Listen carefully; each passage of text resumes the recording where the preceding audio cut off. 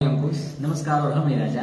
आप सभी केहू के अपने दोनों भाई अंकुश और राजा दिल से आभार व्यक्त करता नहीं जा।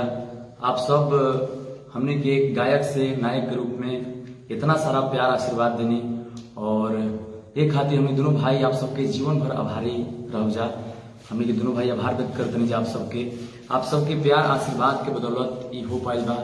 आज बहुत ही कम दिन में परसों हमने के फिल्म रिलीज भेज रहा और आज 3 मिलियन हो गई बाटे और आप सब हमने के फर्स्ट मूवी के इतना सारा प्यार देनी।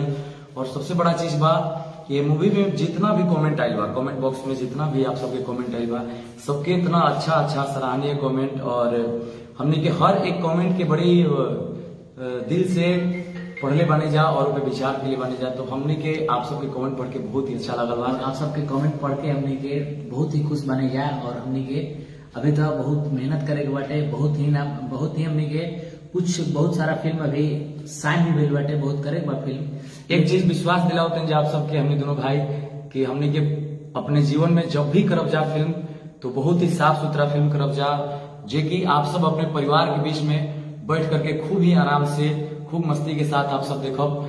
मतलब आप सबके कहीं से भी भद्दापन या उसको अश्लीलता नजर नहीं आने देंगे। हम दोनों भाई प्रयास रहेगा हम दोनों भाइयों का। हमने दोनों भाई गाना में भी आप सब जानते रहे कि हमने अश्लीलता से थोड़ा सा दूर रह के प्रयास करें नहीं जाए। और एक बार हमने के भोजपुरी इंडस्ट्री की जितना भी हमने के गार्जियन लोग बांटे, जितना भी बड़े भैया लोग बांटे और जितना एक्टर और एक्ट्रेस लोग जितने लोग हैं, हमारे पवन भैया, केसारी भैया और रितेश भैया, अक्षरा जी, अम्रपाली जी, पूनम दुबे जी, कल्लू भैया, समर भैया, राकेश भैया, चांदनी सिंह जी, निशा पांडे जी, जितने लोग हम दोनों भाइयों को अपने इस छोटे भाइयों को, अपने दोस्त को जितने लोग बधाई दिए हैं और जितने लोग हम दोनों भाइयों के लिए रिक्वेस्ट किए हैं, जितने लोग अपील किए हैं, दिल से धन्यवाद आप सभी को। आप सभी का भी प्यार, आप सबों का प्यार भी बहुत जरूरत है और हम दोनों के लिए, और ताकि हम लोग कुछ आगे कर पाए। हमारे जितने भी भोजपुरी भाषी हैं सबको हम दोनों भाई दिल से प्रणाम करते हैं, अभिनंदन करते हैं और आप सब ये अपना प्यार और आशीर्वाद हम दोनों भाइयों पे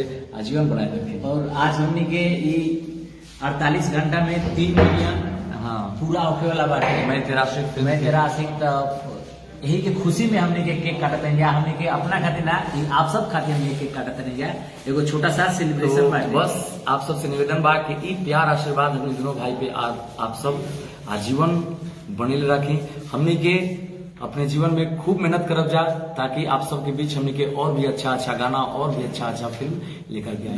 जय माता दी, जय भोजपुरी।